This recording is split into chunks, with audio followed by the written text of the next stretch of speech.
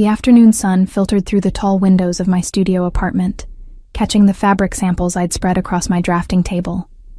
Butter, soft leather, and cognac. Velvet in deep forest green. Silk, the color of champagne. I ran my fingers over each one, mentally furnishing the penthouse that would make or break my interior design career. My phone buzzed. Christian's name lit up the screen, and I felt that familiar warmth spread through my chest. 2 months of dating him had been easy in ways I'd never experienced before. No games, no complications, just genuine sweetness from a man who owned a successful import business and still remembered to text me good morning every single day. "Hey, beautiful," his voice came through, warm and slightly nervous. "So, Sunday dinner at my parents' place. You still okay with meeting the whole Weber clan?" I smiled, tucking the phone between my ear and shoulder as I continued organizing samples. "Christian, you've asked me 3 times. Yes, I'm still okay with it. Yes, I'm still coming. No, I'm not going to run away screaming when I meet your family. It's just, we're a lot. Big Italian Sunday dinners. Everyone talks over everyone. My mother will try to feed you until you burst. My father will interrogate you about your business. And my siblings." He paused. "They can be intense. I can handle intense." I arranged the leather samples in order of richness. "I survived design school critiques. I think I can manage your family." What I didn't say was that I was actually nervous, not about meeting his parents or siblings, but about the significance of it. 2 months wasn't long, but Christian had already started using words like future and serious in casual conversation. This dinner felt like a threshold we were crossing together. "There's one thing I should probably mention," Christian continued, his voice taking on an odd quality. "My twin brother Eric will be there." "You have a twin?" I set down the velvet sample I'd been holding. "You never mentioned a twin. We're different, very different. He handles the other side of the family business, the side I don't really talk about." The carefully neutral tone told me everything he wasn't saying. I'd suspected Christian's family had money beyond his legitimate import company. The way he never quite explained certain connections, the deference shown to him in upscale restaurants, the security that seemed to materialize whenever we went anywhere too public. "Different how?" I asked carefully. "Identical physically, 7 minutes older than me, but in every other way." Christian laughed, but there was no humor in it. "Eric's the reason I got out of the family business and started something clean. He stayed in. Runs everything now. Just be careful around him, Sophia. He's not like me." The warning sent a small shiver down my spine. I'd never heard Christian sound quite so serious. "Noted. Any other family members I should know about?" We talked for another 20 minutes, Christian walking me through the family tree. Parents Klaus and Ingrid, originally from Germany, who'd built an empire through a combination of legitimate business and less savory ventures. Sister Astrid, a lawyer who handled the family's legal affairs with surgical precision. Younger brother Gustav, still in university, but already being groomed for a role in the organization. After we hung up, I stood at my window, looking out over the city. The nervousness that had been a flutter was now a full-fledged swarm of butterflies. Meeting the family was one thing. Meeting a family with obvious ties to organized crime was something else entirely. But Christian was worth it. Sweet, considerate Christian, who brought me coffee every morning when he stayed over, who listened to me talk about color theory and spatial relationships without his eyes glazing over, who made me feel safe in a way I'd never experienced before. I spent Saturday preparing, got my hair done, bought a new dress that was elegant but not trying too hard, navy blue silk that hit just below the knee, sophisticated enough for family dinner but not so formal it would seem like I was performing. Sunday arrived too quickly. Christian picked me up at 4, looking nervous in a way I'd never seen before. He wore slacks and a crisp white shirt, his dark hair styled with more care than usual. "You look beautiful," he said, kissing my cheek as I slid into his Mercedes. "And terrified." "I'm not terrified. I'm strategically anxious." I smoothed my dress over my knees, a nervous habit. "There's a difference." The drive to the Weber estate took 40 minutes, leaving the city proper and heading into the hills where old money lived behind gates and hedges. Christian's family home was exactly what I'd pictured, a sprawling mansion that managed to look both elegant and vaguely threatening. Stone and glass and perfectly manicured grounds that probably cost more to maintain than I made in a year. Security waved us through the gate after a brief conversation with Christian. The driveway curved through gardens that belonged in a luxury hotel, not a private residence.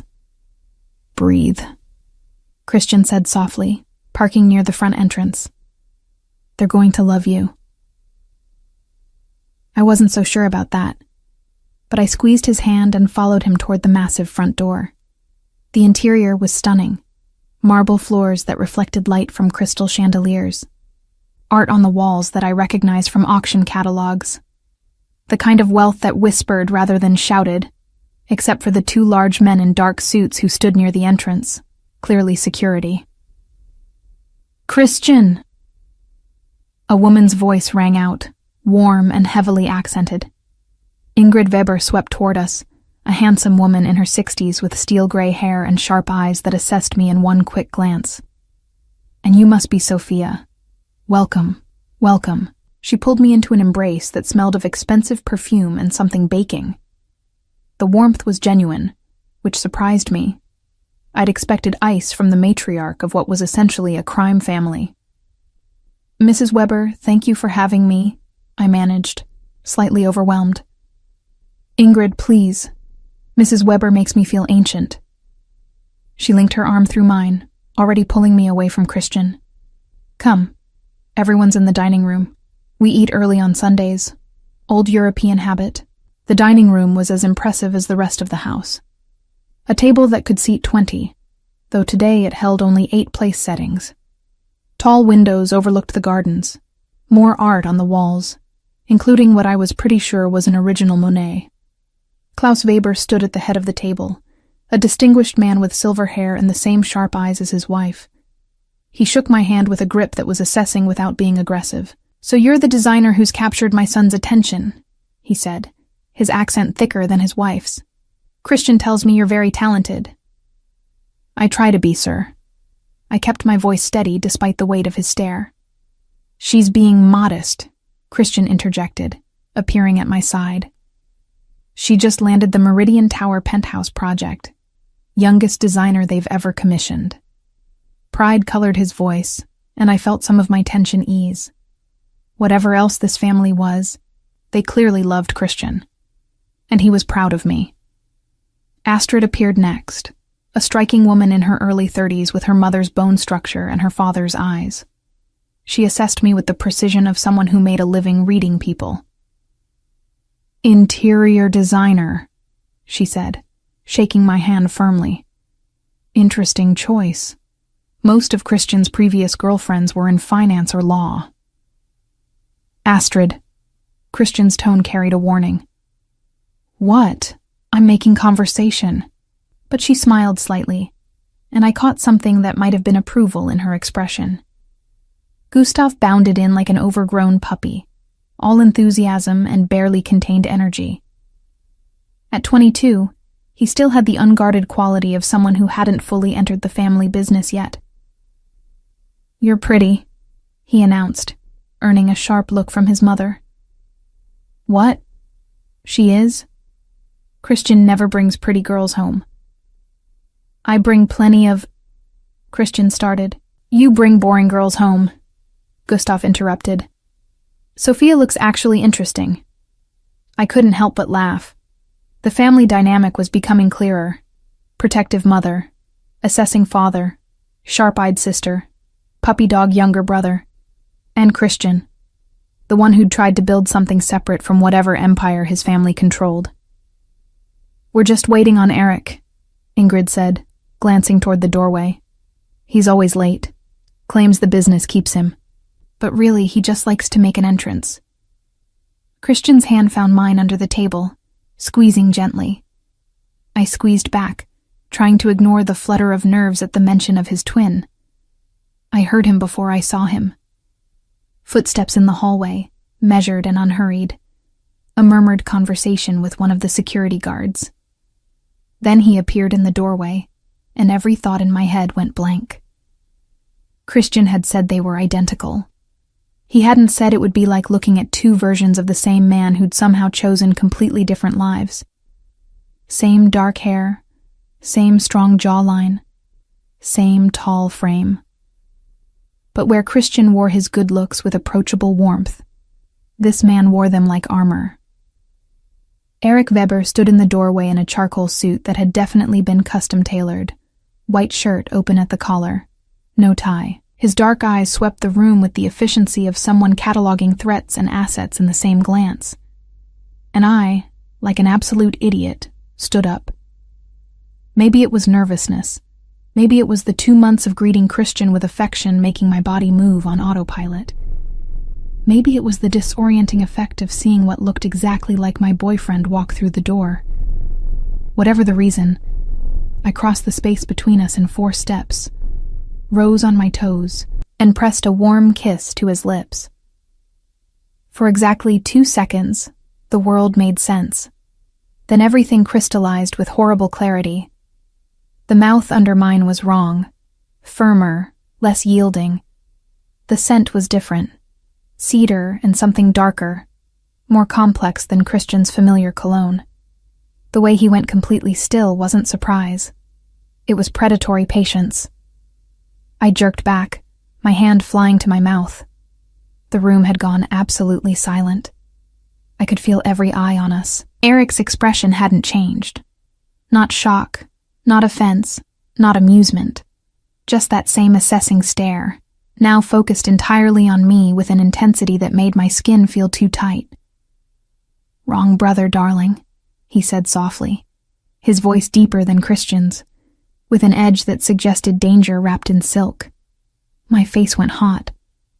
"I'm so sorry. I thought, you look exactly—" I was babbling, backing away until I collided with a chair. Christian appeared at my side, his hand on my elbow. "Eric, this is Sophia. Sophia, my brother Eric, who I should have warned you was my identical twin. Pleased to meet you, Sophia." Eric held out his hand, perfectly composed as if I hadn't just kissed him in front of his entire family. I shook it, because refusing would have been even more awkward. His grip was firm, warm, and he held my hand a fraction of a second longer than necessary before releasing it. "I'm mortified," I managed, sinking into the chair Christian guided me to. "Truly, I don't usually just accost strangers. I'm hardly a stranger if you're dating my brother." Eric took the seat directly across from me, which I suspected was deliberate, though I appreciate the enthusiastic greeting. Was that amusement in his tone? I couldn't tell.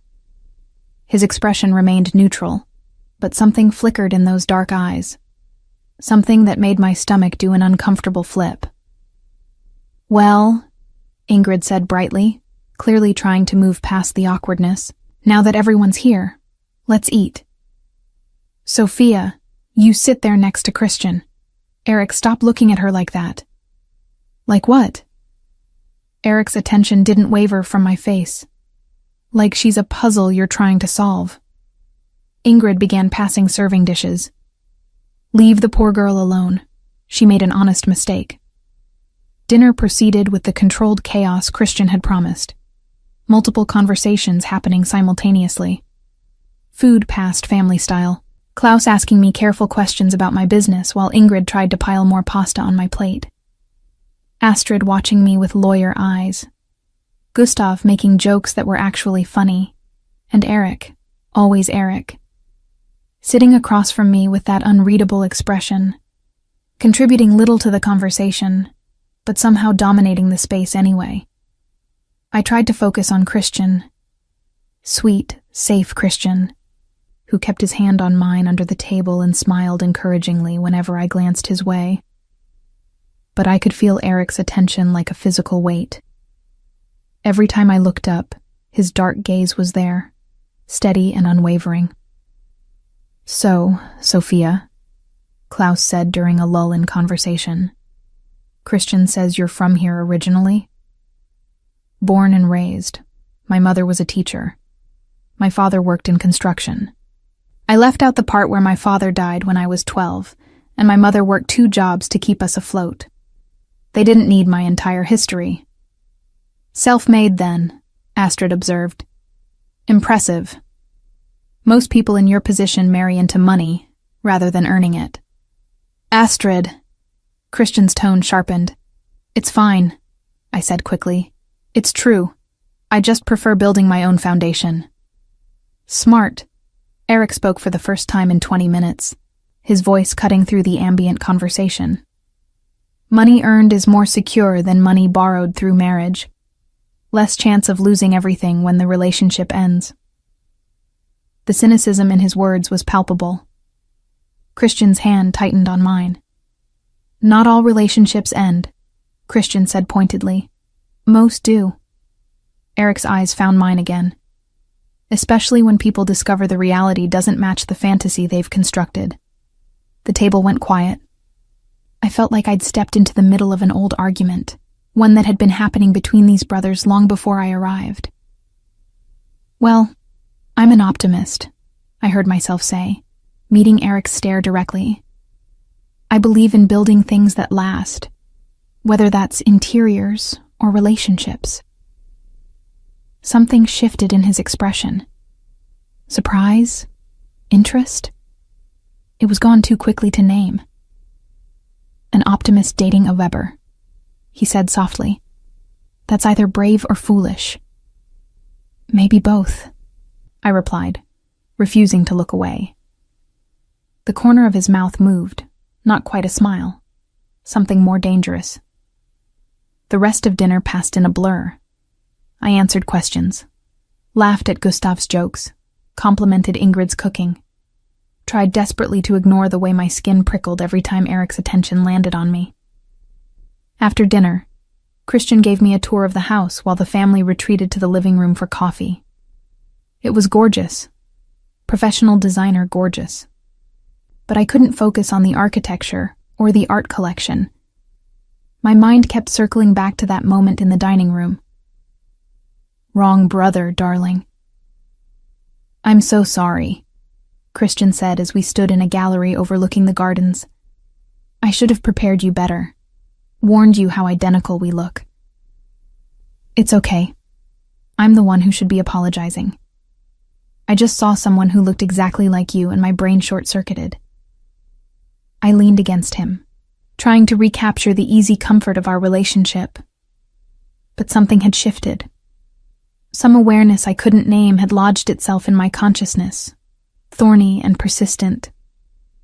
"Eric was being weird," Christian continued. "The way he was watching you. I know my brother. That wasn't just curiosity." "Maybe he was just surprised someone mistook him for you," I suggested, even though I knew that wasn't it. Christian was quiet for a long moment. "Eric doesn't do surprise. He's always 3 steps ahead, always calculating. Whatever he was thinking while he watched you tonight, it wasn't simple surprise." We rejoined the family for coffee. I deliberately sat next to Christian on the sofa, creating physical distance between myself and Eric, who'd claimed the chair directly across from us. But distance didn't matter. I could still feel his attention, heavy and assessing. "Sophia," Ingrid said warmly, "you must come back next Sunday. We do this every week. It would be lovely to have you as a regular." "I'd like that," I said, meaning it despite the complicated web I could feel forming around me. "Wonderful. Christian, make sure she knows she's always welcome." Ingrid patted my hand. "It's good to see my son happy. He's been different since he met you. Lighter." Christian squeezed my shoulder, and I saw genuine love in Ingrid's eyes. Whatever else this family was, they cared about each other deeply. should get Sophia home, Christian said, checking his watch. She has an early client meeting tomorrow. Goodbyes were warm. Hugs from Ingrid, a firm handshake from Klaus, Astrid's promise to have lunch sometime and talk, Gustav's enthusiastic declaration that I was way cooler than Christian's last girlfriend, and Eric, standing slightly apart from the family cluster, watching me with those unreadable dark eyes. It was nice to meet you, I said, because politeness demanded I acknowledge him. The pleasure was mine. He took my hand, and I felt that same current of awareness from earlier. I look forward to seeing you again, Sophia. Next Sunday, perhaps. It should have been a normal statement, but the way he said my name, the way his thumb brushed across my knuckles before releasing my hand, turned it into something else entirely. In the car heading back to the city, Christian was quiet. I stared out the window, trying to process the evening. He liked you, Christian said finally. Your brother? I couldn't tell. He barely spoke. Exactly. Eric only goes quiet when something genuinely interests him. Usually he's running the conversation, controlling the narrative. With you, he just watched. I didn't know what to say to that. Didn't know how to explain that I'd felt that attention like a physical touch. That some part of me, some part I was desperately trying to ignore, had responded to it. He's dangerous, Sophia. Christian's voice dropped. I know you're tough. I know you can handle yourself. But Eric's not like other men. He's calculating, patient. When he wants something, he doesn't stop until he gets it. Christian, I kissed him by mistake. That's all. It doesn't mean anything. I know. But his hand tightened on the steering wheel. I just need you to be careful around him. Keep your distance. Don't let him pull you into his world. I agreed. Promised I'd be careful. Told Christian everything was fine. But that night, alone in my apartment, I couldn't stop thinking about Eric Weber. About the way he'd looked at me across that dining table. About the barely there almost smile when I'd challenged him. About the warmth of his hand on mine, and the current of something I couldn't name that had passed between us. Wrong brother, darling. The words echoed in my head as I finally fell asleep, and I knew, with a certainty that terrified me, that this was only the beginning. The Meridian Tower penthouse became my refuge over the following week. 40 floors above the city, surrounded by unfinished luxury, I could focus on something concrete. Fabric swatches, paint samples, the measurable distance between furniture pieces, problems with clear solutions.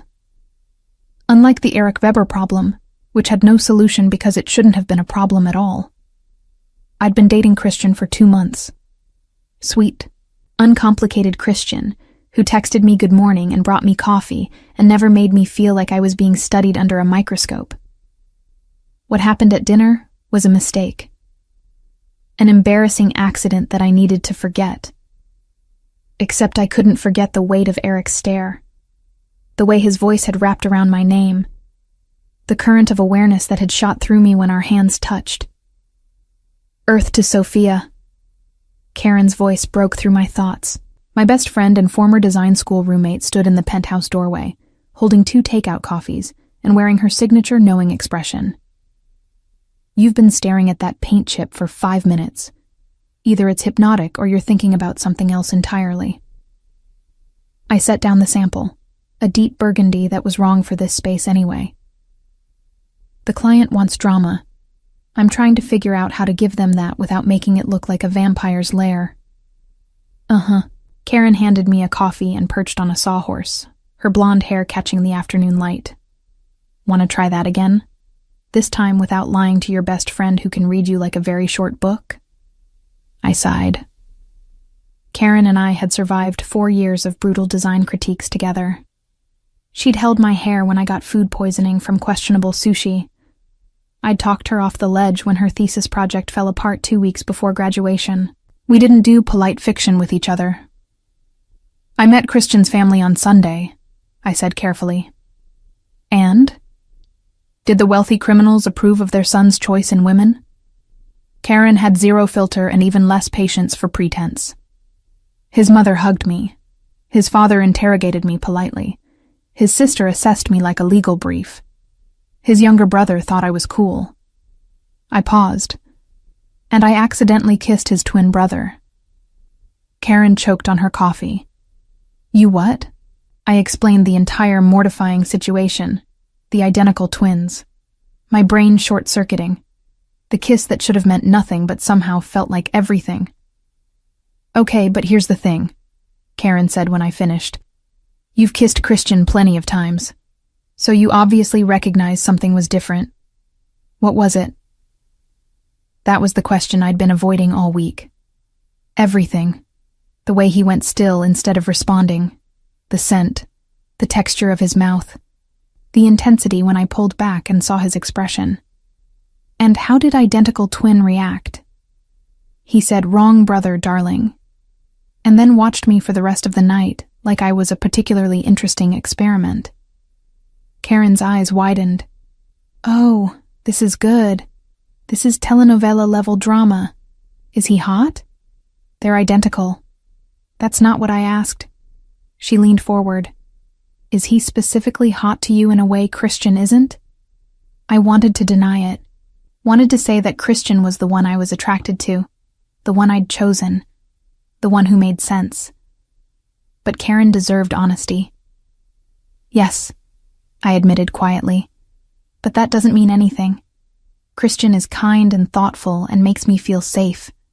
Eric is dangerous, Karen finished, and you've always had a thing for dangerous. I do not have a thing for dangerous.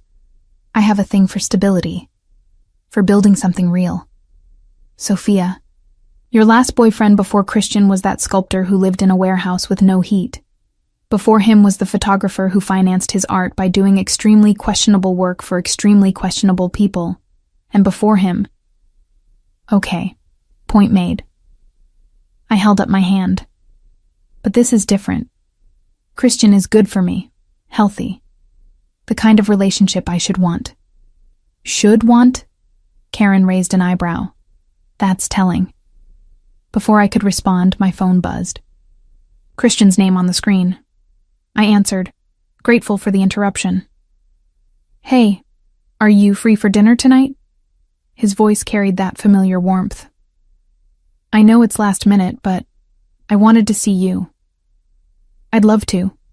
Where? That Italian place you like. 8 o'clock? We confirmed plans and I hung up, already feeling guilty. Christian was perfect.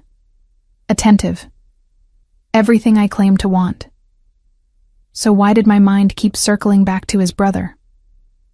You're thinking about him again, Karen observed. The dangerous twin. I'm thinking about finish schedules and furniture placement. Sure you are. She stood, brushing dust from her jeans. Just promise me something. Be careful. Twins are complicated enough without adding organized crime and obvious mutual attraction to the mix. There's no mutual attraction. He was probably just surprised. Karen laughed. Keep telling yourself that, bestie. I'm sure it'll become true eventually. After she left, I tried to focus on work. Made decisions about lighting fixtures and window treatments. Sent emails to contractors. Sketched elevation plans for the master bedroom. But my mind kept wandering. To Eric's voice. To the way he'd said my name like he was memorizing the syllables. To the almost smile that had transformed his face for a fraction of a second. At 7:30, I went home to change. My apartment felt small after the Meridian penthouse. But it was mine, earned through late nights and difficult clients and a stubborn refusal to take shortcuts. I chose a simple black dress, elegant without trying too hard. Fixed my makeup. Tried to recapture the easy excitement I usually felt before seeing Christian. He picked me up at 8, looking handsome in dark slacks and a navy sweater. Kissed my cheek. Complimented my dress. Everything normal and right. The restaurant was one of our favorites. Intimate. Excellent wine list. The kind of place where Christian knew the owner and we always got a good table. Except tonight, Eric was there. He sat at a corner table with two men I didn't recognize, all three in expensive suits that screamed business meeting. But the moment we walked in, his attention found me with the precision of a laser. Christian saw him too. His hand tightened on my back. "We can go somewhere else," he said quietly. But Eric was already standing, walking toward us with that measured stride that suggested absolute confidence. The two men at his table didn't follow, but I could feel them watching. "Christian, Sophia." Eric's voice was smooth, giving nothing away. "What a pleasant surprise." "We didn't know you'd be here," Christian said, his tone careful. "I'm meeting with associates. Nothing that concerns you." Eric's dark eyes found mine. "How have you been, Sophia?" Recovered from Sunday's embarrassment. Heat crept up my neck. "Fully recovered, thank you." "Good. I'd hate to think I'd traumatized you." Was that amusement in his voice? Though I must say, it was the most memorable introduction I've had in years. "I'm sure," I managed, trying to ignore the way my pulse had quickened. Christian's jaw tightened. "We should get to our table, Sophia." "Of course." Eric stepped aside with a slight smile. "Enjoy your dinner." But as we passed, his hand brushed my arm. The briefest contact, barely noticeable, except it sent electricity racing across my skin. Our table was on the opposite side of the restaurant, which should have provided distance. But I could feel Eric's presence like a magnetic pull. Every time I glanced up, he was watching. Not obviously, not in a way anyone else would notice. But I noticed. "He's doing this on purpose," Christian said, his voice tight with frustration. "Doing what? Having dinner? Positioning himself where he can watch you, testing to see if you'll look back." Christian reached across the table, taking my hand. "Eric plays games, Sophia. Strategic, calculated games. Don't let him pull you in." I wanted to reassure him. Wanted to say that Eric meant nothing to me, that I was completely focused on us. But something stopped the words. Some stubborn refusal to lie, even by omission. "What if we just leave?" I suggested instead. "Find somewhere else to eat? That would be letting him win." Christian's grip tightened. "No, we're staying. We're having a nice dinner. And we're not going to let my brother's presence ruin it." We ordered. The food was excellent, as always. Christian told me about a new import deal he was negotiating. I shared updates on the Meridian project. We talked and laughed and tried to pretend we were the only people in the restaurant. But I was hyper-aware of Eric, of the way he conducted his meeting with quiet authority, of how his associates deferred to him with the kind of respect that came from fear as much as loyalty, of the moment his business concluded and his companions left. But he remained. "I need to use the restroom," I said abruptly, standing. The ladies' room was at the back of the restaurant, down a hallway lined with framed photographs of Italian landscapes. I locked myself in a stall and leaned against the door, trying to steady my breathing. This was ridiculous. I was a grown woman with a good man who cared about me. I wasn't going to let some intense stare from his dangerous brother derail everything I was building. When I emerged to wash my hands, Eric was leaning against the hallway wall outside the restroom entrance. My heart stopped, then kicked into overdrive. "What are you doing here?" The words came out sharper than intended. "Waiting for you." He pushed off the wall, moving closer. Not threatening, just present in a way that filled the entire narrow hallway. "We need to talk." "About what?" "I kissed you by mistake. It's over. Done." "Is it?" He tilted his head slightly, studying me with that unnerving focus. "Because I don't think it is. Not for you. Definitely not for me. I'm dating your brother." I tried to step around him, but he shifted, blocking my path without actually touching me. "I'm aware. Christian made that abundantly clear when he called to warn me away from you." That stopped me. He what? Called me Tuesday. Told me in very diplomatic terms to stay away from his girlfriend, that you were off limits, that family loyalty demanded I respect his relationship. Eric's expression remained neutral, but something flickered in his eyes, which naturally made me more interested. So this is a game to you? Some kind of competition with your brother? No, the single word cut through the space between us. If this were about competition, I would have already won. Christian knows that. It's why he's worried. The arrogance should have infuriated me. Instead, it sent heat coiling through my stomach. I'm not a prize to be won, I said, keeping my voice steady. No, you're not. He moved closer, just a fraction. Close enough that I could smell his cologne, cedar and something darker. You're an intelligent, talented woman who's dating a man she cares for but isn't in love with, who kissed me by mistake and felt something she didn't expect, who's been thinking about that moment all week despite trying desperately not to. My breath caught. You don't know anything about me. I know you're lying right now. I can see it in the way your pulse is racing. His gaze dropped to my throat, where I knew my heartbeat was visible. In the way you haven't stepped back even though you could. In the way you're looking at me like you're trying to solve a problem that has no good solution. This is inappropriate. But I still didn't move. Absolutely. He lifted his hand, and I thought he might touch my face. Instead, he tucked a strand of hair behind my ear with devastating gentleness. But that doesn't make it less real. The touch sent shivers across my skin. I should have pushed him away. Should have walked past him back to Christian. Should have done anything except stand there drowning in the intensity of his attention. I care about Christian, I managed.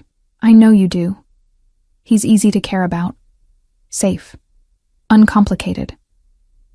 Eric's thumb brushed my cheekbone. But safe isn't what makes your hands tremble. Isn't what makes you brave enough to challenge me at Sunday dinner. Isn't what has you standing here in this hallway when you should be running. You're his brother. The argument sounded weak even to me. 7 minutes older, otherwise identical in every measurable way. His dark eyes held mine. Except Christian sees you as something precious to protect. I see you as an equal, someone strong enough to handle the truth. What truth? That you felt it too. That moment when you kissed me. The recognition that something shifted. That the safe choice and the right choice aren't always the same thing. Before I could respond, footsteps echoed in the hallway. A server passing through with a tray. Eric stepped back smoothly, creating appropriate distance, his expression shifting to polite neutrality. But the air between us still crackled with unfinished business. Think about what I said, he murmured as the server disappeared. And Sophia, I'm patient. I can wait for you to stop lying to yourself. He walked away, leaving me trembling in the hallway, trying to remember how to breathe normally. When I returned to the table, Christian took one look at my face and went still. What happened? Nothing. I just ran into your brother in the hallway. And? His voice had gone cold. And we exchanged pleasantries. That's all. The lie tasted bitter.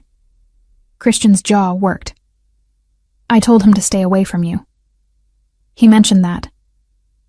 I picked up my wine glass, needing something to do with my shaking hands.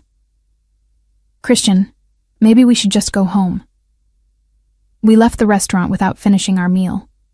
In the car, Christian was quiet, his hands tight on the steering wheel. I know my brother, he said finally. I know how he operates. He sees something he wants and he doesn't stop until he gets it. Please, Sophia, don't let him manipulate you. He's not manipulating me. Then what was he doing in that hallway? Don't tell me it was coincidence. I couldn't answer. Couldn't explain what had happened in those few charged minutes. Couldn't even fully understand it myself. Christian pulled up outside my building but didn't turn off the engine. I care about you. More than I've cared about anyone in a long time. But I can't compete with Eric. I won't. If you want something different, something dangerous, I need to know now. The ultimatum hung between us. Choose. Decide.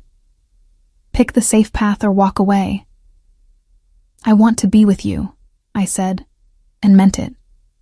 Christian was good for me, right for me, everything I'd claimed to want. But even as he kissed me goodnight and I went upstairs to my apartment, I could feel Eric's presence like a shadow, could still feel the ghost of his touch on my face, could still hear his voice promising that he would wait. And the terrifying part was that some piece of me, some reckless, self-destructive piece I'd been trying to ignore, wanted him to. The thing about trying to avoid someone is that it requires constant vigilance. Every restaurant became a potential minefield. Every charity event a calculated risk. The city that had felt expansive suddenly contracted, as if Eric Weber's gravity had bent the very geography to bring us into inevitable collision. For 3 weeks, I succeeded. Threw myself into the Meridian Project. Attended Christian's business dinners with a smile that felt increasingly performative. Ignored the texts that started appearing on my phone from an unknown number that I knew, somehow, was Eric. Thinking about you. Still waiting. Patience is a virtue I'm willing to practice. For you. I deleted them without responding. Told myself the flutter in my stomach was anxiety, not anticipation. Focused on building something real with Christian, who deserved better than a girlfriend whose mind kept wandering to his brother's hands, his voice, the way he'd looked at me in that hallway. Then came the second Weber family Sunday dinner. You don't have to go, Christian said on Saturday evening, as we shared takeout in my apartment. I know my family makes you nervous. Your mother specifically invited me. I'm not going to be rude. I stabbed at my pad thai with more force than necessary. Besides, avoiding your family means avoiding an important part of your life. That's not sustainable. What I didn't say was that I was tired of running, tired of checking over my shoulder, tired of the constant low-level anxiety that came from avoiding the inevitable. If Eric was going to be part of Christian's life, and by extension mine, I needed to figure out how to coexist with him without my body betraying me every time he entered a room. Sunday arrived too quickly. I dressed with deliberate care in a soft gray cashmere sweater and tailored black pants. Professional. Appropriate. Nothing that could be read as trying too hard. The drive to the Weber estate felt longer this time. Christian chatted about work, about the upcoming holidays, about anything except his brother. But tension radiated from him like heat. He'll be there, Christian said, as we pulled through the security gate. I asked my mother. She said Eric specifically said he was coming. Okay. I kept my voice neutral. Okay? That's all? What do you want me to say, Christian? That I'm terrified of seeing him again?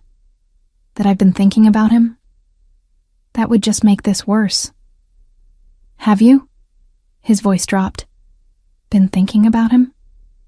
The question hung in the air between us. I could lie.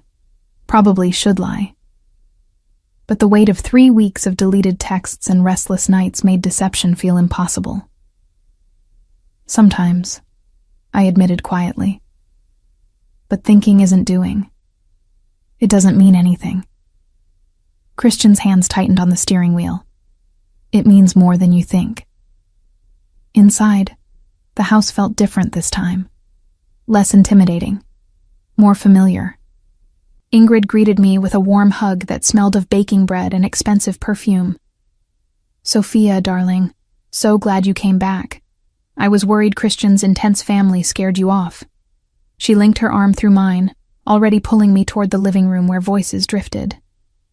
Klaus is in a mood today, business troubles. Best to just agree with whatever he says. The family was assembled in various states of relaxation. Klaus reading the newspaper with deep-set frown lines. Astrid on her laptop, probably working despite it being Sunday. Gustav sprawled on the couch, playing something on his phone, and Eric, standing by the windows overlooking the garden, dressed in dark slacks and a white shirt with the sleeves rolled to his elbows, a crystal tumbler of what looked like whiskey in his hand. He turned when I entered. Our eyes met across the room, and I felt that same electric current from the restaurant, the same dangerous pull. "Sophia," he said, his voice carrying across the space. "Welcome back." "Eric." I forced myself to look away, to focus on Christian, who'd materialized at my side with protective intensity. Lunch was less chaotic than the first dinner. Fewer people, quieter conversation, but the undercurrent of tension was palpable. Klaus grilled Christian about a shipment delay. Astrid fielded a work call that had her excusing herself to the study. Gustav complained about a professor who clearly had it out for him, and Eric watched me with that same unnerving focus, contributing little to the conversation but missing nothing. "Sophia," Ingrid said during a lull, "Christian mentioned you have that big penthouse project. How is it coming?" I explained the Meridian Commission, grateful for a neutral topic. The client's vision, the challenge of balancing drama with livability, the timeline that had me working 12-hour days.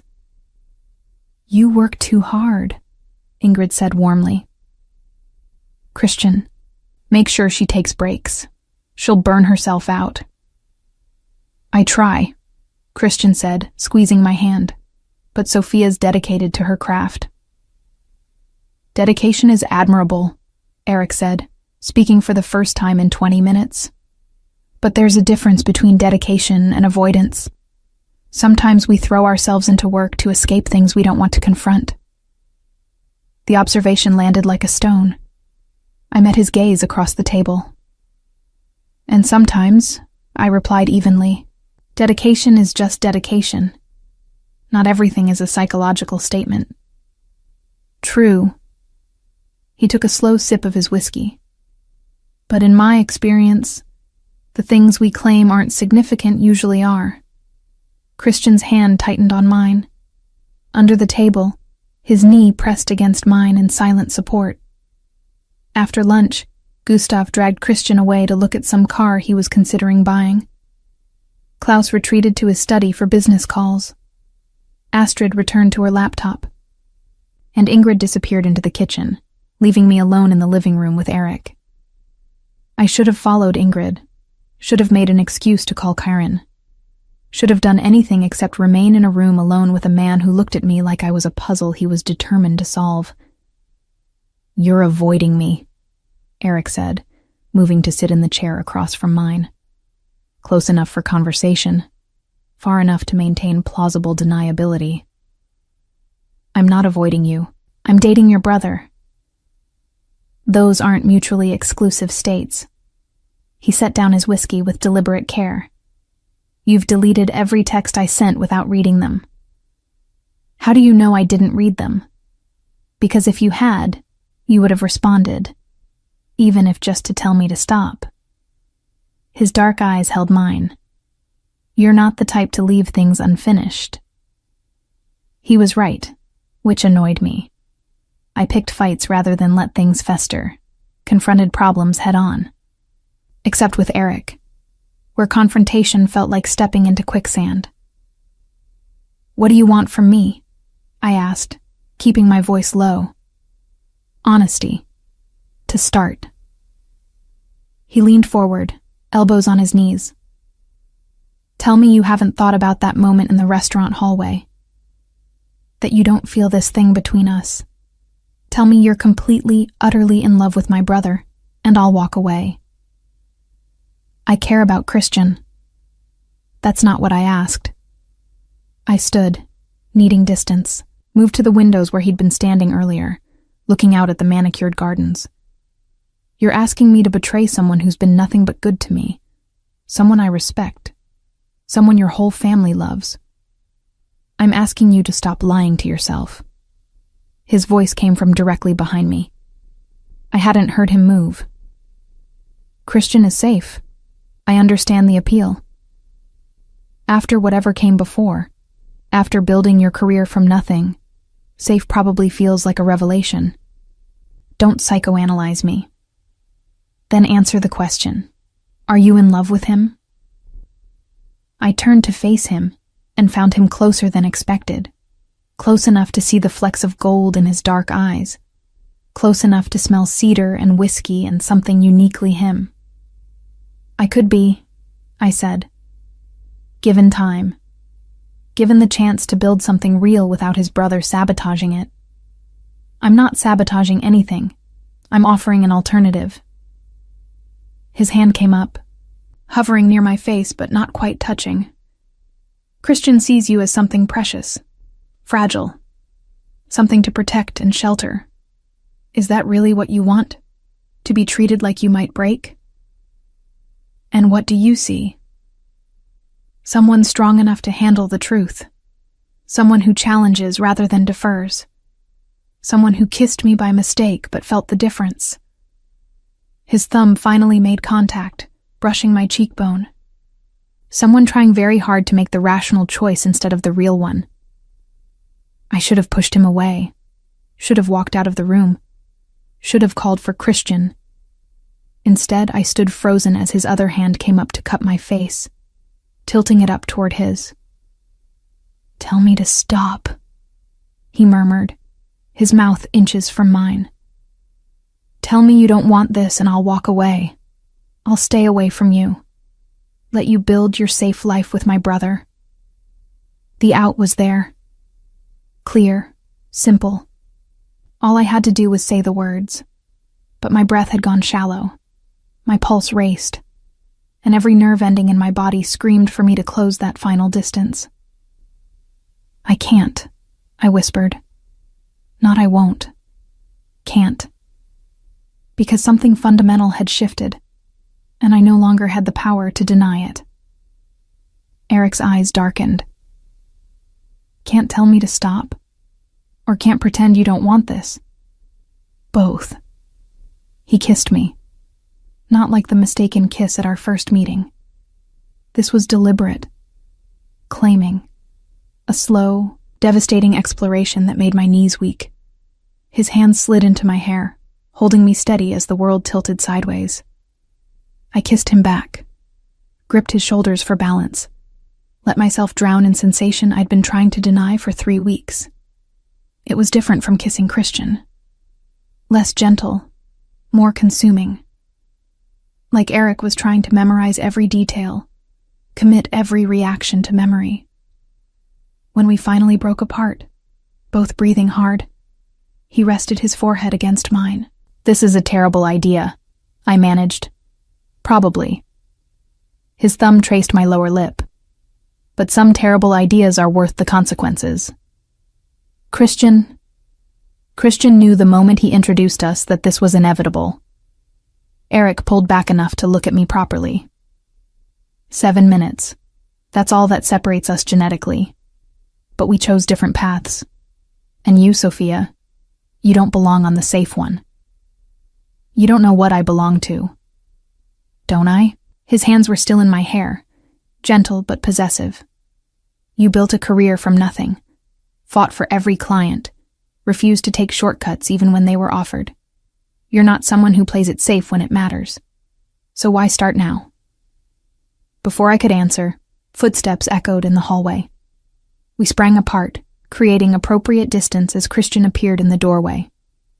His eyes went immediately to my face, to my flushed cheeks, to my hair that Eric's hands had disturbed, to the space between us that felt charged despite the physical distance.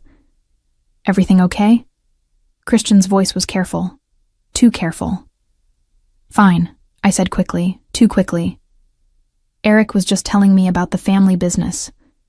Was he? Not a question. Christian's gaze moved to his brother. "How informative." "I should go," I said, already moving toward the door. "I have an early meeting tomorrow. Need to prepare." Christian followed me out. In the car, silence stretched between us, heavy and accusing. "Did he touch you?" Christian asked finally. "What?" "My brother. Did he touch you? I could lie, should lie, but the guilt was already eating at me. Yes. Christian's hands went white on the steering wheel. And you let him. Christian. I knew this would happen.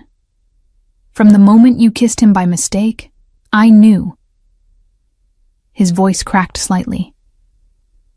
Eric takes what he wants, and you're what he wants now. It's not that simple. It never is with him. We pulled up outside my building. I need you to decide, Sophia, right now, me or him, safe or dangerous, because I can't do this halfway. Can't watch you be pulled into his world while pretending you're still in mine. The ultimatum was clear, but my answer wasn't. I need time, I said quietly, to figure out what I want. How much time? I don't know. Christian stared straight ahead, jaw tight. I'll give you a week. After that, if you haven't decided, the decision's made for you.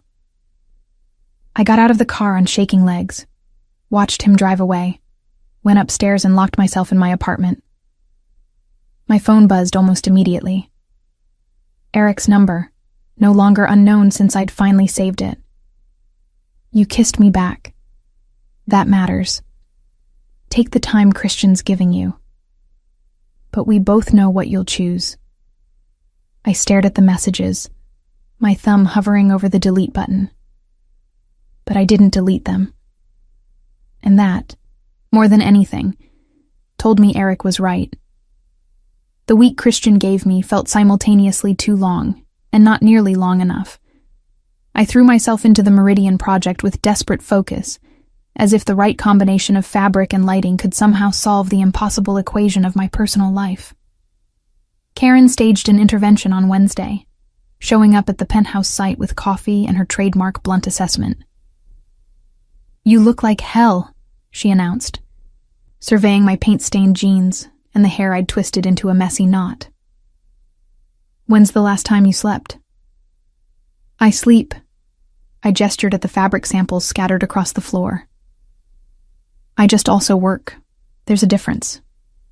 Sophia. She set down the coffee with deliberate care. Running away from a decision by hiding in work isn't the same as making a choice. I'm not running away.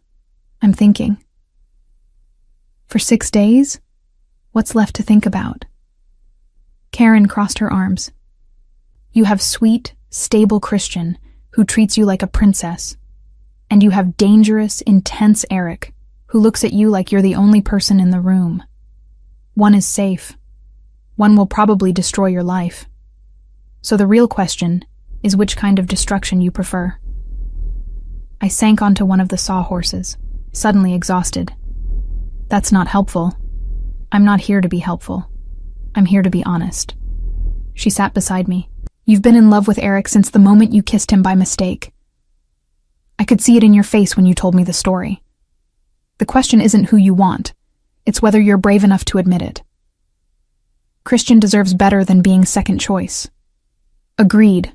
Which is why stringing him along for a week while you pretend to deliberate is cruel. You know what you want, bestie. You're just scared of the consequences. She wasn't wrong. I'd known since that kiss in the Weber living room. Maybe even earlier.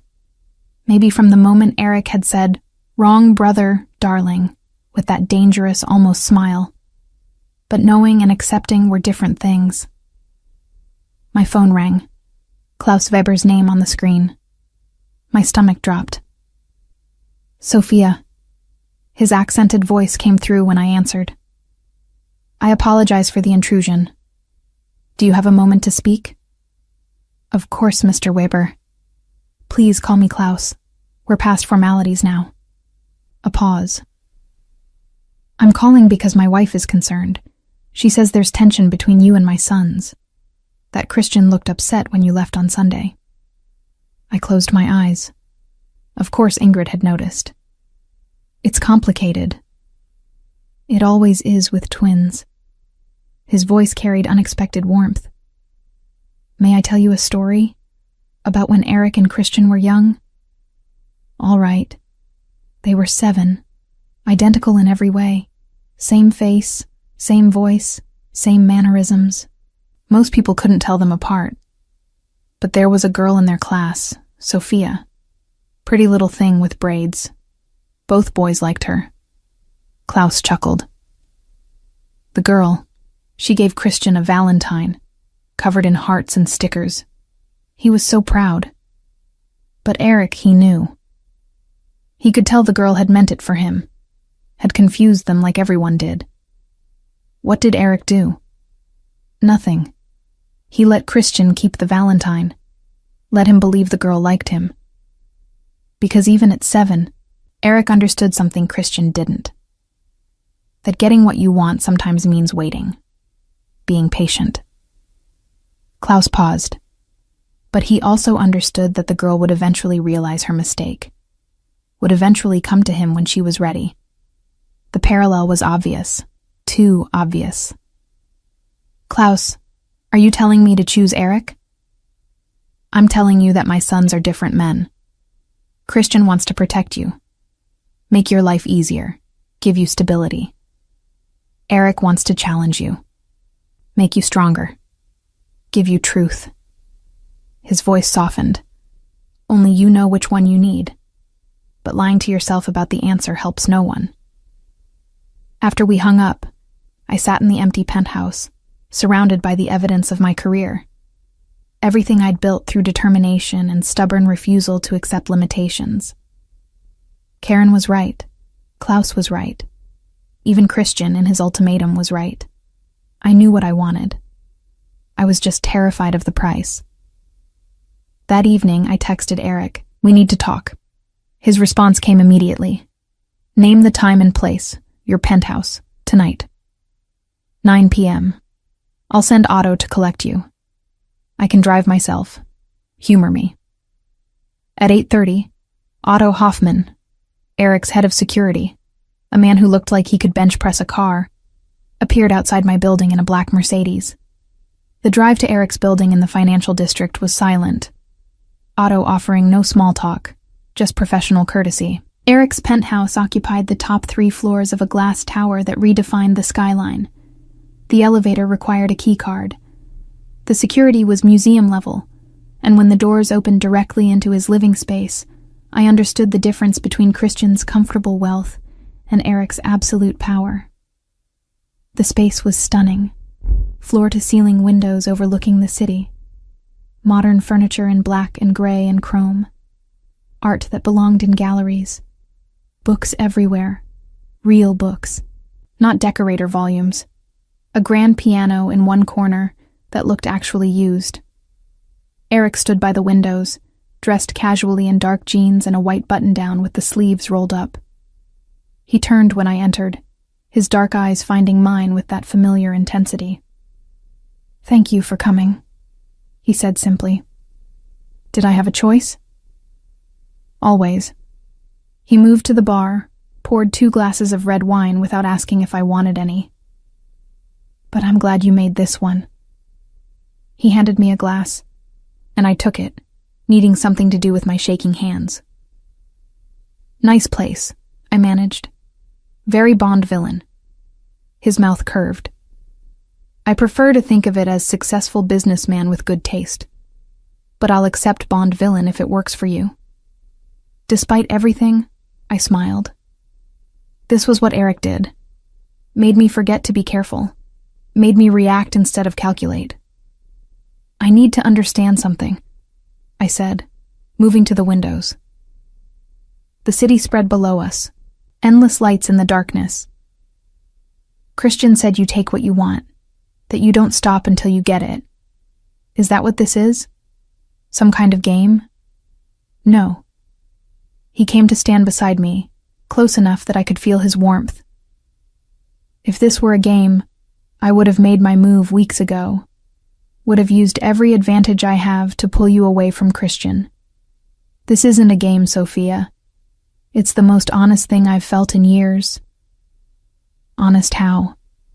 "I've spent my life in control, managing variables, eliminating threats, building an empire my father started and my brother abandoned." His hand found mine, fingers threading through. And then you walked into my family home, kissed me by mistake, and looked at me like I was a problem you couldn't solve. And for the first time in years, I felt something other than calculated strategy. What did you feel? Want. Real, uncomplicated want. Not for power or money or advantage. Just for you. He turned to face me fully. You make me remember there's a difference between taking what you want and choosing it, between control and connection. My heart raced. Eric, I know you came here to tell me you're choosing Christian, that the safe choice is the right choice, that I'm too dangerous, too complicated, too much. His free hand came up to cup my face. But before you do, I need you to understand something. I'm not offering you safe. I'm offering you real, messy, complicated, sometimes terrifying real. The question is whether you're brave enough to want that. And if I'm not, then I let you go, step back, let you build your life with my brother without interference. His thumb traced my cheekbone. But I don't think that's what you want. I think you're here because you've already decided. You just need permission to admit it. He was right. God help me. He was right. Christian will hate us, I whispered. Probably. For a while. But Christian is resilient. He'll move on. Find someone who actually wants safe instead of pretending to.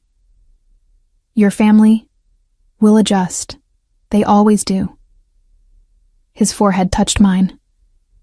Sophia, I'm not going to convince you with arguments. You're too smart for that. So I'm just going to ask, what do you want? Really want, beneath all the rational reasons and social expectations? I looked into his dark eyes and found my answer. You, I breathed. I want you. Even though it's selfish and will hurt Christian and complicate everything. I want you. Eric kissed me.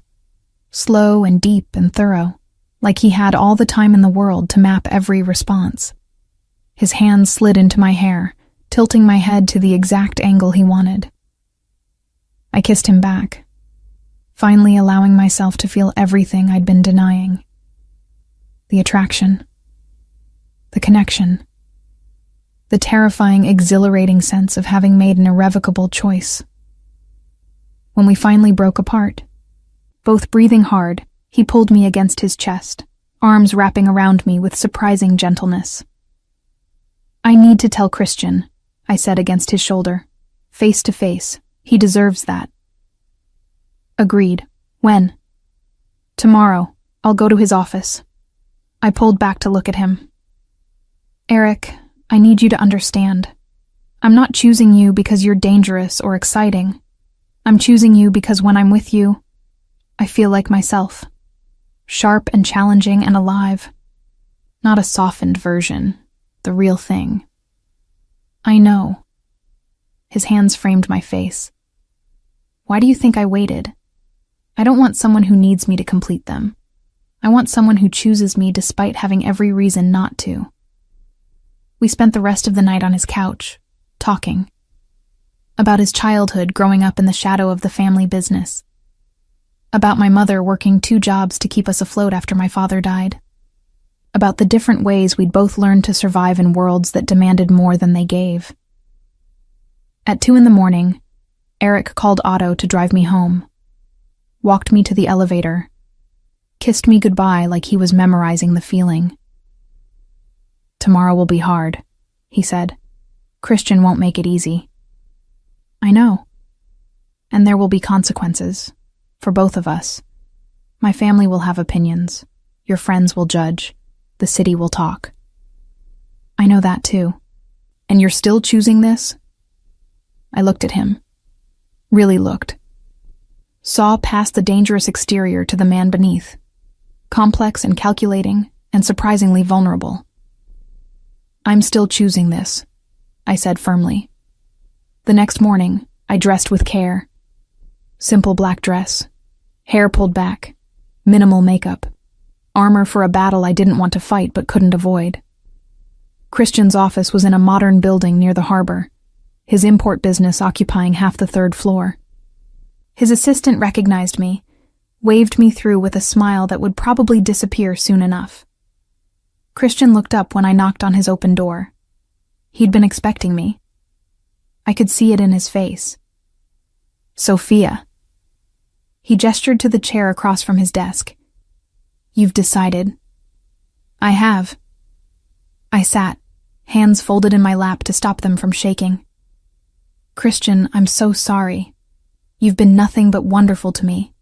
Kind and supportive and exactly what I thought I wanted. But, his voice was carefully neutral. But I can't be with you when I have feelings for your brother. It's not fair to either of us. Feelings for my brother. He leaned back, expression unreadable. That was quick. 6 weeks ago you didn't know he existed. Now you're throwing away what we have for him. I'm not throwing away anything. What we have is real and good. But it's not. Enough. Not for either of us. You deserve someone who chooses you first, who doesn't have to talk themselves into being in love. And Eric? What does he deserve? The same thing. Someone who sees him clearly and chooses him anyway. Christian was silent for a long moment. I warned you, told you he was dangerous, that he'd pull you into his world. You did. And you were right.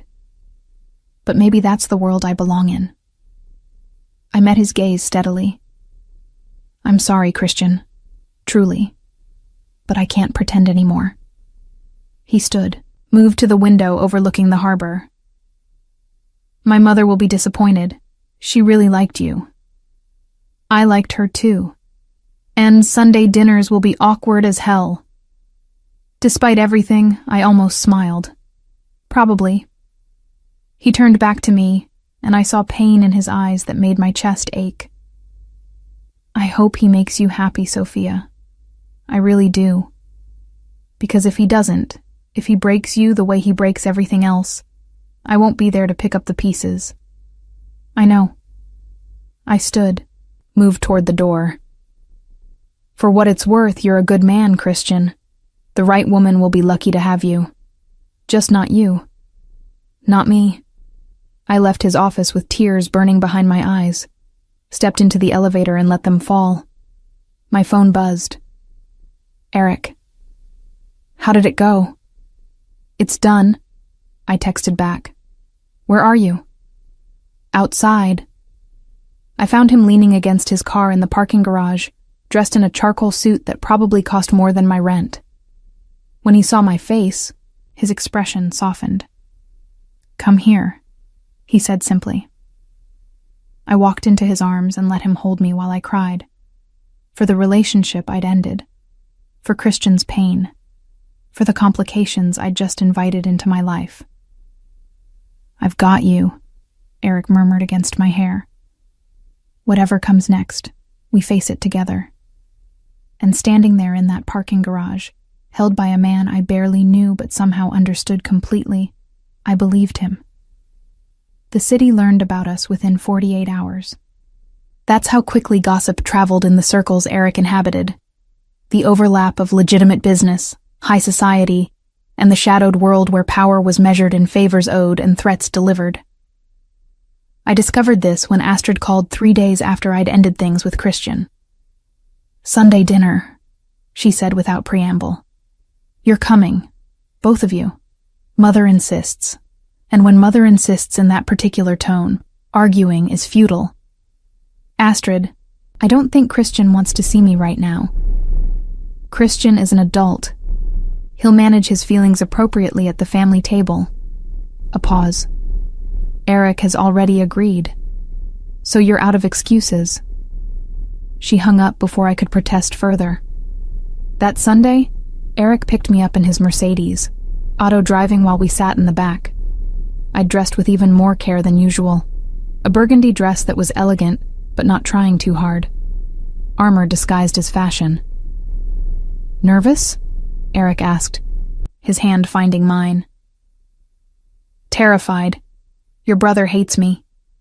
Your family probably thinks I'm a homewrecker, and I have to sit through dinner pretending everything is fine. Christian doesn't hate you. He's hurt, which is different.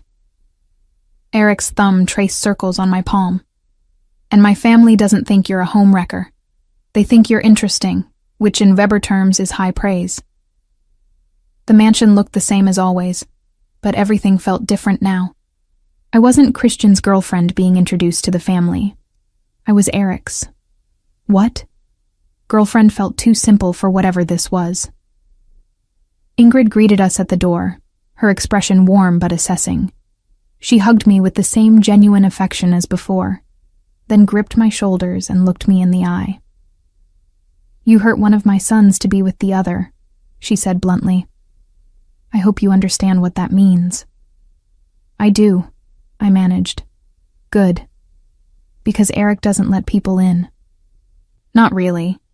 If you've gotten past those walls, you matter. But hurt him, and I'll make you regret it in ways you can't imagine." She smiled. "Now, let's eat. Klaus made his mother's schnitzel. It's divine." The dining room held the same cast as before, minus Christian. He'd apparently claimed a work emergency, though we all knew it was avoidance. Dinner was surreal. Gustav treated me the same as always, enthusiastically describing his latest academic near-disaster. Astrid asked pointed questions about the Meridian project with genuine interest. Klaus discussed the import business with Eric while including me in the conversation with surprising respect. It was only when dessert arrived, Ingrid's legendary apple strudel, that the facade cracked. "So," Klaus said, setting down his fork with deliberate care, "you've chosen the difficult brother." "Papa," Eric's voice carried a warning, "it's a fact, not a judgment. Christian would have given you easy, comfortable, safe." Klaus's sharp eyes found mine. "Eric will give you complicated, challenging, and very possibly dangerous. I hope you understand the difference." "I do." I met his gaze steadily. "I'm choosing it anyway." "Why?" The question hung in the air. Everyone had stopped eating, waiting for my answer. Because with Christian I was always performing, being the version of myself I thought he wanted. With Eric, I can just be, sharp edges and all. I looked at Eric, who was watching me with that familiar intensity. Even when it's harder, maybe especially then. Ingrid reached over and squeezed my hand. Good answer. After dinner, Eric gave me the full tour of the estate. Not the sanitized version for guests, but the real thing. The security room with monitors covering every inch of the property. The study where Klaus conducted business that never made it into official records. The basement wine cellar that doubled as a panic room. "This is my world," Eric said as we stood in the climate-controlled space surrounded by bottles worth more than most people's cars. The beautiful surface and the complicated reality underneath. You should see all of it before you commit further. I'm already committed. Are you? He pulled me close, hands settling on my waist. Because there are things I haven't told you yet. Things about the family business. About what I do when I'm not having dinner with my parents. I know what you do, Eric. I'm not naive. Knowing an abstract and living with the reality are different things. His expression was serious. I manage the parts of the Weber empire that exist in gray areas. Legal but questionable. Questionable but profitable. I protect family interests through methods that wouldn't hold up to scrutiny. Are you trying to scare me off? I'm trying to be honest. You deserve that before this goes any further. I studied his face. The sharp angles. The dark eyes that missed nothing. The mouth that could curve with unexpected gentleness. Eric. I spent my childhood watching my mother work herself nearly to death because my father wasn't there to help. I know what it's like to survive in spaces that aren't quite legal, aren't quite safe. You're not as scary as you think you are. He laughed, surprised and genuine. Most people find me very scary. Most people haven't seen you play piano. You thought I didn't notice at your penthouse, but I did. The bench was positioned like someone uses it regularly, and there were sheet music marks on the stand. Observant. He pulled me closer. What else did you notice? That you read Rilke. That you take your coffee black with 1 sugar. That you touch your watch when you're thinking. That you're left-handed but trained yourself to write right-handed. That you... He kissed me, cutting off the list. When we broke apart, he was smiling. "You're dangerous," he murmured. "Says the actual dangerous one." Fair point. We returned to the main house to find Christian had arrived. He stood in the living room, drink in hand, face carefully neutral when he saw us enter together. The room went silent. Even Gustav put down his phone. "Christian," I said quietly. "I didn't know you were coming." "It's my family home. I don't need permission to be here." His eyes moved from me to Eric. Though apparently, some things require less permission than others. "Christian," Ingrid's tone carried warning. "It's fine, Mother. I'm being civil."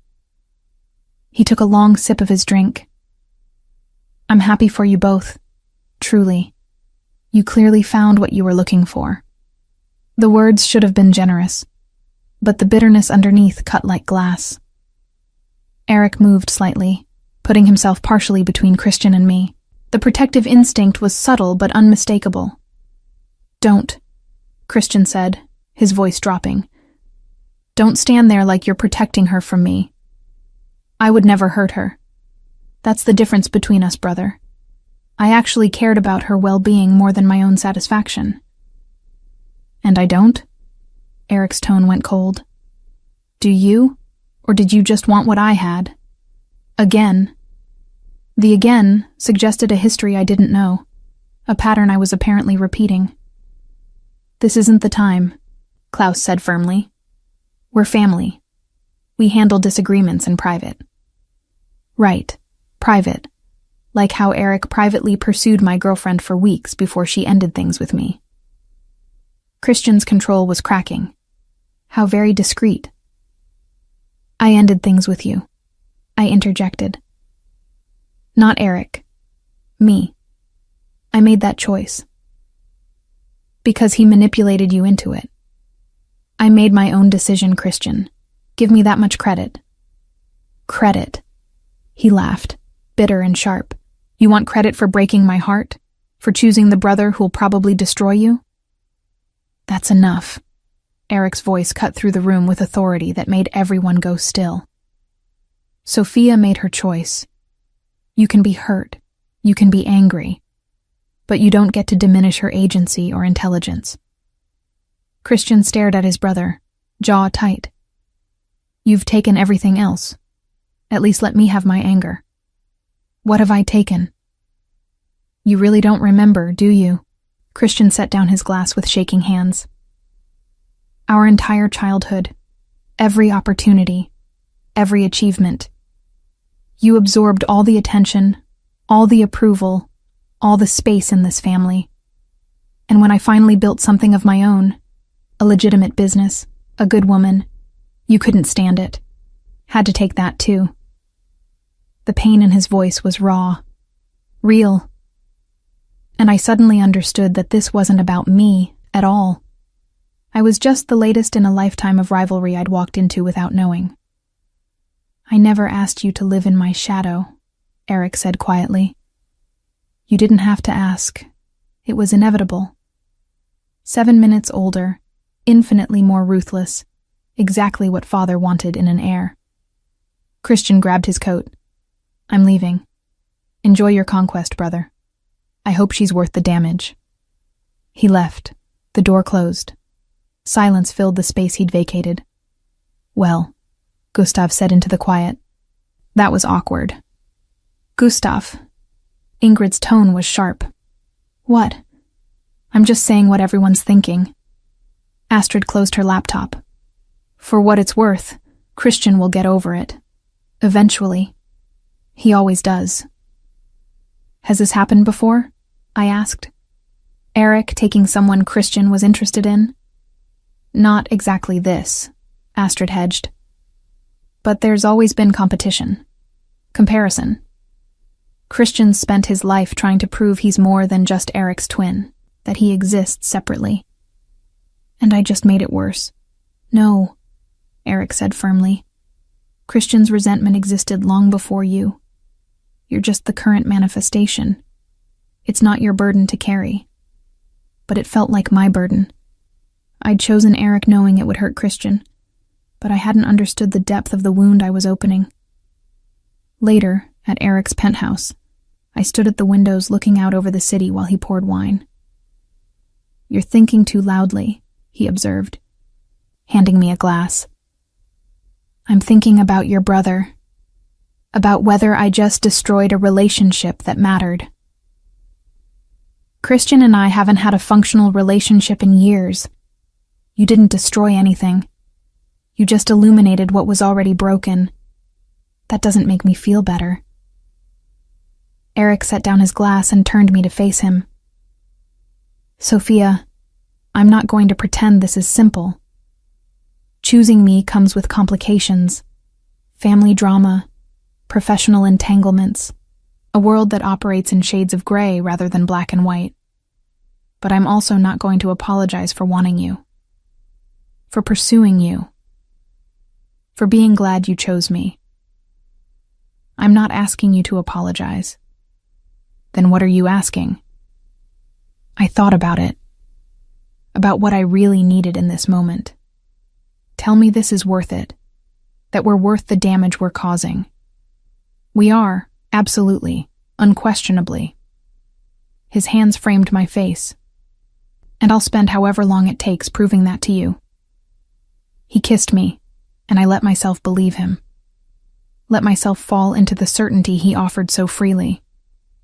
But later, lying in his bed while he slept beside me, I stared at the ceiling and thought about Christian's words, about being a conquest, about Eric taking what belonged to his brother.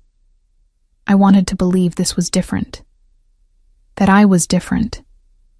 I just wasn't sure the rest of the world would see it that way. 3 months into my relationship with Eric, I discovered that loving him and living with the consequences were two very different things. The design world buzzed with gossip about my personal life. Clients who'd been interested suddenly went radio silent. A feature article about the Meridian project unfortunately got killed. Karen reported that people were calling me opportunistic, a social climber who'd traded up from one brother to another. "They're idiots," Karen declared over coffee one morning at my apartment. "You didn't choose Eric for his money or connections. You chose him because you couldn't help yourself." That doesn't sound better. It's honest, which counts for something. What counted more was that Eric never wavered. When a business associate made a snide comment about his brother's cast-off, Eric removed the man from a lucrative deal with surgical precision. When society gossip columns ran thinly veiled items about the Weber family drama, Eric's lawyers sent cease and desist letters that had editors scrambling. He protected me fiercely, sometimes too fiercely. "You can't threaten everyone who says something mean about me," I told him after the third incident. "Watch me." He looked up from his laptop, dark eyes serious. "You're mine. That means anyone who comes for you comes for me. Those are the rules. Your rules. The only ones that matter. It should have been overbearing, controlling. But somehow, with Eric, it felt different. Like he was defending my right to exist in his world, rather than controlling how I existed. Still, the pressure mounted. Christian remained icy at family dinners, his hurt transforming into cold politeness that was somehow worse than anger. Ingrid tried to smooth things over. Klaus pretended not to notice. Astrid watched everything with lawyer eyes. Gustav provided comic relief that nobody laughed at. It was exhausting. I spent my days managing a career that was becoming increasingly complicated by my association with Eric. Spent my evenings navigating family dynamics that felt like walking through a minefield. Spent my nights in Eric's arms, which was the only uncomplicated part of this entire situation. We should go away. Eric suggested one evening as we lay tangled together in his bed. Take a week. Somewhere without family or gossip or people who care who you're dating. Where? I have a house in Tuscany, vineyard, privacy. Nothing to do but drink wine and pretend the rest of the world doesn't exist. That sounds perfect. I traced the line of his jaw. When? Next month. I'll clear my schedule. But the next month brought something unexpected. I was at the Meridian penthouse, finally doing the final walkthrough before the client moved in, when nausea hit me so hard I barely made it to the bathroom. Karen found me 20 minutes later, pale and shaking. Food poisoning? She asked, handing me water. Maybe. But even as I said it, I knew it wasn't. I'd been tired, emotional. My last period had been. When? I tried to remember and couldn't. Sophia. Karen's voice changed. When was your last period? I don't. I've been stressed. Sometimes stress delays. How long? I counted backward. 6 weeks, maybe 7. Oh God. I sank onto the pristine floor I'd spent weeks selecting. Oh God, no. Karen pulled me to my feet. Pharmacy. Now. We're getting a test. 30 minutes later, I stared at 2 pink lines that were rewriting my entire future. Positive, Karen said unnecessarily. Very positive. Is it Eric's? Of course it's Eric's. Who else? Just checking. Okay, options. You have options here. I did. Logically, rationally, I had several clear paths forward. But looking at that test, I already knew which path I was taking. I'm keeping it, I heard myself say. Okay. Then we tell Eric. Not yet. I pressed my hands to my still flat stomach. I need to process first, figure out what I want to say. Sophia, please, Karen. Just give me a few days. She agreed reluctantly. I went home, threw myself into work. Tried to imagine telling Eric I was carrying his child when we'd been together less than 6 months. The opportunity came Thursday night at his penthouse. He'd cooked, something he did when he wanted to relax, turning his state-of-the-art kitchen into a creative space. I watched him move with economical grace, precisely measuring ingredients, controlling every variable. Control was Eric's religion. How was he going to handle something as uncontrollable as a baby? You're quiet tonight, he observed, plating pasta with care. Long day. He studied me with that unnerving focus. You're lying. I'm not. Your tells are subtle but consistent. You touch your collarbone when you're anxious. You've done it 17 times since arriving. What's wrong? I set down my fork. I'm pregnant. The words hung in the air between us. Eric went completely still, his expression unreadable. Pregnant, he repeated carefully. 6 weeks, maybe 7. I took a test. Actually, 3 tests. All positive. I was babbling now, nervous energy spilling out. I know this is terrible timing. We've only been together a few months. Your family is already dealing with Christian hating us, and my career is finally taking off. But I'm keeping it. If you don't want... He kissed me. Sudden and fierce and thorough, cutting off my spiral. When he pulled back, his hands framed my face, thumbs stroking my cheekbones. You're carrying my child, he said, voice rough with emotion I'd never heard from him before. Yes. Our child. Yes. And you think I wouldn't want that? I don't know. We've never talked about kids, about future, about anything beyond right now.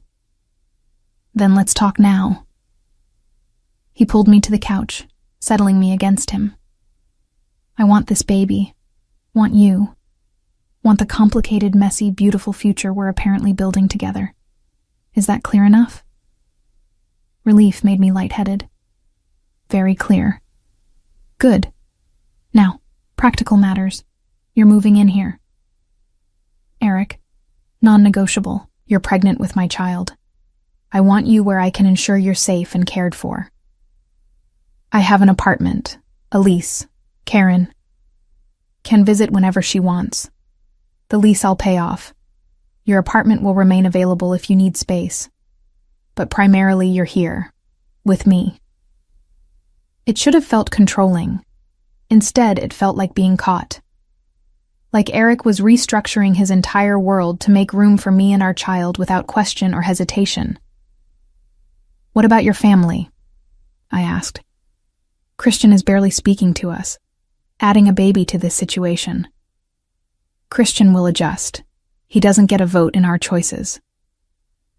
Eric's hand settled on my stomach with surprising gentleness.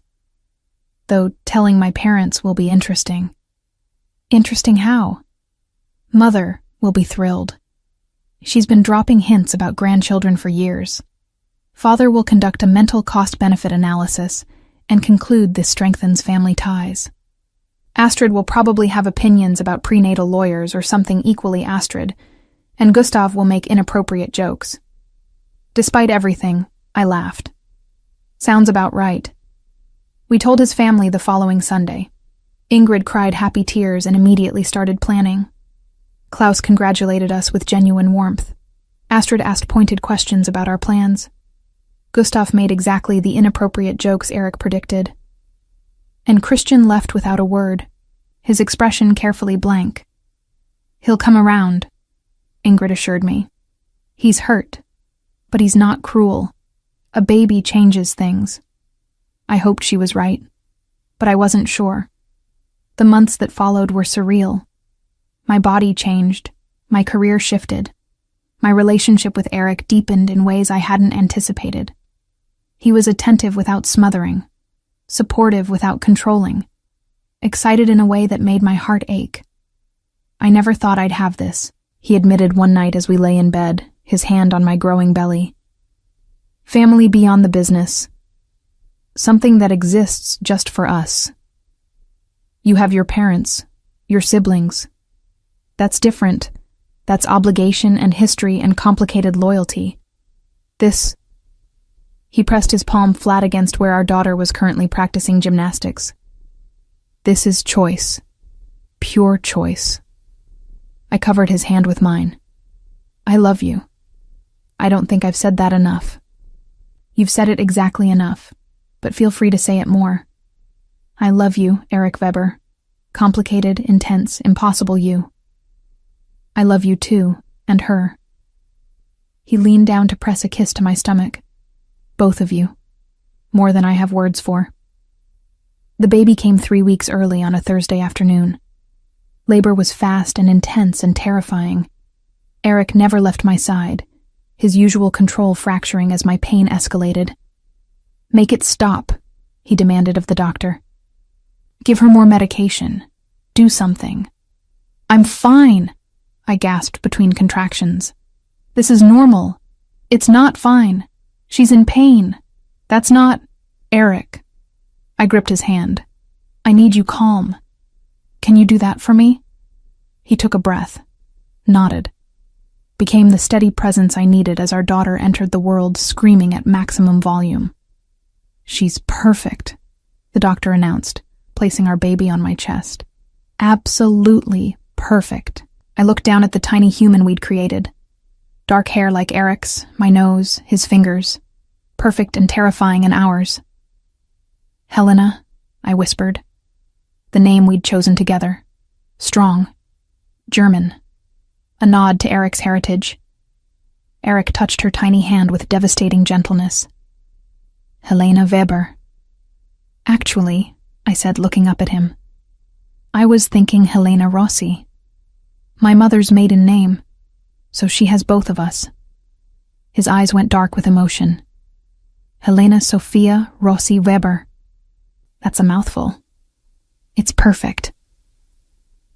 Later, after the doctors left and it was just the three of us, Eric held our daughter with surprising confidence. I have something to tell you, he said quietly. What? Christian came to see me last week. while you were at your final doctor's appointment. My stomach clenched. And he said he was sorry for the bitterness, for making things harder. Eric's gaze stayed on Helena. He said any child of yours deserved an uncle who wasn't consumed by resentment. What did you say? That I was sorry, too, for not seeing how much I'd hurt him, for taking so much without acknowledging the cost. He finally looked at me. We're not fixed. Probably won't be for a while, but it's a start. The next day brought visitors. Ingrid with enough baby clothes to outfit triplets. Klaus with a trust fund account he'd already opened. Astrid with a binder of legal documents. Gustav with a teddy bear larger than the baby. And Christian. Hesitant, uncertain. But there. She's beautiful, he said, looking at Helena sleeping in my arms. She has your eyes, Eric's stubborn chin. Want to hold her? He took her carefully, and something in his expression softened. Hi, Helena. I'm your Uncle Christian, the good one. Don't believe anything Uncle Eric tells you. Eric rolled his eyes but smiled. A real smile. We'd come such a long way from that first mistaken kiss. From the agonizing choice. From the family drama and gossip and complications. Looking at Eric holding our daughter. At Christian making silly faces at his niece. At the family gathering around us with genuine love despite everything. I knew I'd chosen right. Wrong brother initially. Right choice eventually. And a future more complicated and beautiful than I could have imagined. Sometimes the heart knows before the mind catches up. And the bravest thing we can do is choose what's real over what's safe. Sophia's journey from mistaken kiss to deliberate choice reminds us that love isn't always convenient, but it's always worth fighting for. If this story touched your heart, please click like below. It helps us share more stories like Sophia's with women who understand that choosing yourself is never selfish. What would you do if you accidentally kissed the wrong twin? Would you play it safe with the gentle brother, or risk everything for the dangerous one who sees the real you? Share your thoughts in the comments. I love hearing your perspectives.